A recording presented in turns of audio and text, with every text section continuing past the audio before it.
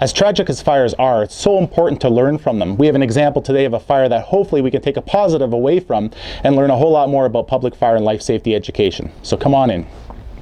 This was a fire that occurred, and our response time was 4 minutes to the fire. Fire actually started in the kitchen, so let's head over there now. Believe it or not, this actually used to be a kitchen. There were 4 people in the house at the time. They actually put a pot on the stove which had oil in it. They had a heated pot of oil on the stove and left the kitchen. The fire service says, stand by your pan, watch what you heat.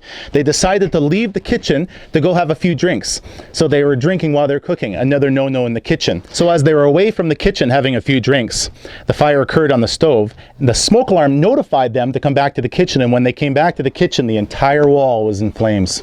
So this actually used to be cupboards here. You can see the alligatoring here. That's the result of a very hot fire. So when they came upstairs, they attempted to put out the fire by putting a big bag of flour on it, causing the fire obviously to grow a little bigger. They delayed calling 911, preventing the fire department to get here within time to minimize the damage. Because of their delay, the fire was able to vent out the back and take off faster. This isn't Hollywood, this is real life. This fire took off and you can see the damage it did. The fire also wanted to vent itself, so it vented right out the back door. You can see it, all the alligatoring here and how hot it got. This is actually boarded up now, but this is the back sliding door where the fire vented out, causing the fire to grow and get hotter and hotter. So the occupants that were hanging out in the house were actually in the basement. This is the basement. You can see down here there's very little damage, very little smoke damage. They would have been hanging out here and didn't even know a fire was occurring upstairs until the smoke alarm notified them. So when a fire does occur, it's so important to know how to react to a fire.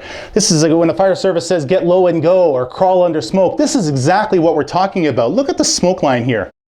If these people got low under the smoke, they were quite safe. If they chose to run out, they would have been breathing toxic fumes. It's so important to get low and go underneath that smoke line. So when we talk about the toxic smoke, this is where it comes from. When the fire burns hot, such as on cushions like this releases toxins up into the air. And one breath of this, you're going down. Another way to protect yourself from the toxic smoke is to get into a bedroom and close the door and hopefully keep the smoke out of the room. You can see from this room actually looks fairly decent. They didn't manage to keep the smoke out of the room here, but this door was closed during the fire and managed to keep the majority of the smoke out. So here's an example of a bedroom where the door was open and allowed the smoke to actually come in. If they had closed the door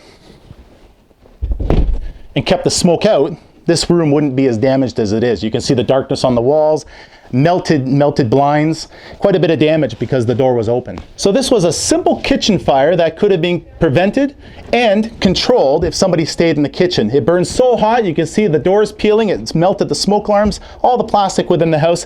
It even burned so hot, it blew out the front door window to ventilate itself, to keep going. The Barrie Fire and Emergency Service cannot stress enough that when the smoke alarm goes off and you have a fire as dangerous as this one, get out. Do not put yourself at risk. Get out and stay out. Leave this up to the firefighters to put out.